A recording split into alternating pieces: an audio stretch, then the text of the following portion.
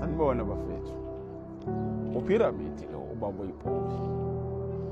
Cha namhlanje ke ngize ngempela ngolunye udaba olujulile. Ngiyazi ezinye izinto ziyabulalisa, ezinye izinto zenza zikhandela amazinyo abushelelezi, kodwa mina nginamsebenzi nalokho.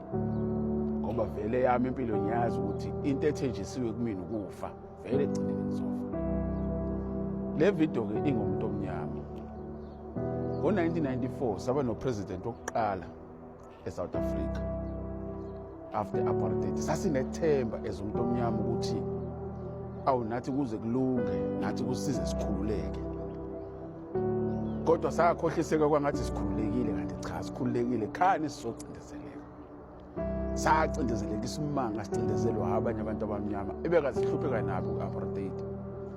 Esagijima sasabafishane siyobavotela ngenxa yethemba lokuthi sizophumelela. Baningi abantu abalahlekelwa izingane zabo nge-apartheid. Miningi imindeni eyalahlekelwa izihlobo nge-apartheid. Baningi abantu abalahlekelwa okuningi abasebenakho ngenxa ye-apartheid. Savota ngo-94 sivotela inkululeko. Kwathiwa sikhululekile kade kudlalwa ngathi. Iqhubekile iminyaka kwashintsha upresident kwangena uThabo Mbeki. Sayitshela ukuthi cha na uThabo Mbeki cha khona azoza nako. Loyo ke wadinaya ngisho ama-ARVs. Bafa abantu bebulawa isifo esasingalapheka. Uthe mephuma uThabo Mbeki kwasengena uJacob Zuma, ubaba uGedlehlekisa. Yila sathola khona ukuphefumula kancane ezumuntu omnyama, saqala sabona kwakhona abantu abamnyama abakwazi ukwenza ama-construction, kwakhona abantu abamnyama abakwazi ukwenza izinto nje zenzeke. Saba nama-black billionaires ngesikhathi sakhe. Weli-ke naye kuyashiwo-ke kuthiwa unamaphutha awenzayo, kodwa mina bengikhona ngibuka impilo yayingcono kakhulu. Sathola ama-ARVs, kwaphela ukufa kwabantu ubusantu bebulawa izifo. Namhlanje abantu ingculazi ungathi ayikazi bekhona ngenxa yakhe uNxamalala. Umsebenzi yakhe emihle, wakhe izikole, sayibona imigaqo ilungiswa, sabona okuningi. Noma esephumile kuningi okwaqhubeka okwakukade kuhlongozwe uye, kodwa kube kuthiwa akafundile. Sabonga namanje Nxamalala, imisebenzi yakho ibile mihle siyibonile, kuze kwagcina ke usuboshwa Nxamalala. Ngoba phela umisana noNgcwankulu ngendlela abafuna ukusiphatha ngayo singabantu abamnyama. Mina iqiniso ngizokhuluma. Ngisho libulalisa, anginandaba nokufa mina. Vele sengafa ngiphila ezumuntu omnyama. Kumanje sibhizi manje silwa sodwa singabantu abamnyama. Kunabantu bokufika eSouth Africa. Bafikile nabo sababekezelela, sahlala nabo kwamnandi baze basalisa odadewethu. Kungenazi inkinga. Kodwa bathe mase bebona ukuthi sesihlalele nabo ngokuthula, base bejika ubona ngathi thina sizipho kuphela. Benza izinto eziningi ezihlukumezayo. Wena ngingakusho kwenye video lokho, kodwa manje singila. Manje sino president ubaba uRamaphosa, bathi uMatamela. Nginombuzo ongihlupha enhlizweni yami ukuthi kuko konke okwenzakalayo samkhetha ubaba uRamaphosa, samvotela ngethemba. Kwaze kwathiwa he is a businessman, ngeke azantshontshe, ngeke azayenza corruption ngoba vele unezimali zakhe usomabhizinisi.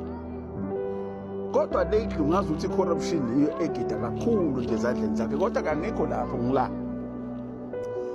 ukuthi ubaba uRamaphosa yini lena esamona ngayo South Africans.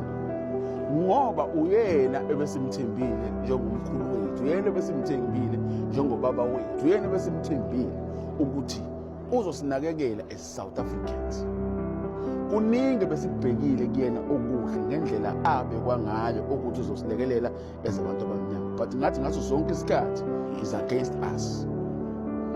Yini ehlula ubaba uRamaphosa ukuthi abize uMinister of Police noMinister of Defence athi lalelani into engifisa ngenzele yona manje ukuze kungachitheki igazi labantu abamnyama bebulala nabona.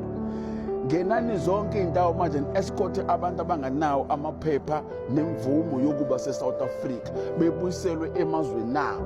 Umuntu ozosala la umuntu onephepha lokuba seSouth Africa.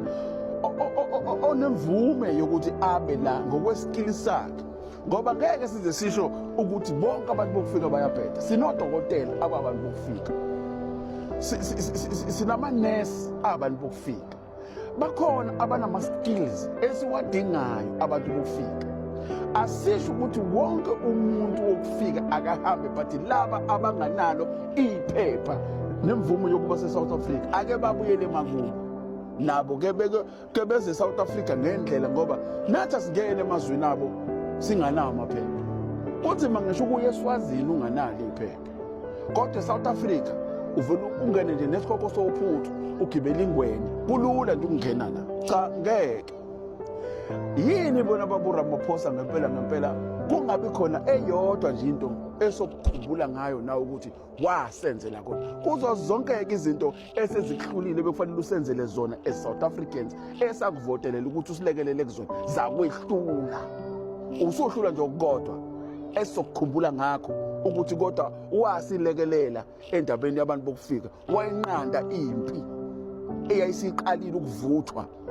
Abantu be-South Africa sebekhathele izenzo zabantu bangaphandle, baze bazilwela bayisukumela, bakhombisa abantu bakho bayakhombisa ukuthi abasayithandi into enzeke e-South Africa. Usuhlula nje baba ukuthi ubizele abantu bo-2 bahlalise phansi uthi aqoqwe bonke abantu aba-undocumented bebuyele emakubo. Usungahlulwa yiPhoyinti, usungahlulwa yiHillbrow, incane kangaka. Kodwa the day kuthiwa abantu bale South Africa bayazilwela bayazingenela eHillbrow, kokugijima yonke inhlobo yephoyisa ibulala umuntu wase-South Africa. Hayi ngomuntu wase-South Africa olwisa abantu bangaphandle ngoba naku singamthanda umuntu omnyama. Izenzo zabo kumanje ingane ziyagula eziningi, zithenga kulezi zitolo zabantu bokufika zidla ushevu, kodwa kuthulekile. Yini ayinithinti nina lento esibhekene nayo. Bengizwa omunye umhlonishwa ekuseni ekhuluma ethi umuntu okufanele ahlome ibutho isilo kuphela. Ngathula ngathi uyazi labantu abangabhekene nenkinga esibhekene kuyona nayo thina as poor people emalokishini bakhuluma kanje because they don't understand what we're going through ngenxa yezidakamizwa, ngenxa yezinto ezenzeka emphakathini yethu zenziwa abantu abanganawo amaphepha. Kodwa ke kulungile, ngiyazi mina ukuthi imphefumulo yamakhosi nemoya yamakhosi asalala, namadlozi akwaZulu, namadlozi esizwe sonke somuntu omnyama akhathele. Iyezi impi yemoya, mhlawumbe nina nibheke yegazi, kanti aniboni ukuthi manje sihlome ngempi yemoya. Baba uphakela umthakathi, nawe ngizwe emchunu umacingwane, nawe Jacinta siswami sisemva kwenu. Ngiyahleka ngoba uyeza umhla ka-4 November siyovota koqhuma inhlavana ezinye zofeketha. Ngelinye ilanga ngiyokhumbula ukuthi umuntu omnyama wazalwa namandla edluzi. Lungile ukufa sikwesabi, kodwa kona lizolunga izwe lethu. Phambili bafowethu abahambe. Wemadoda, it's time to go home. Ngiyabonga.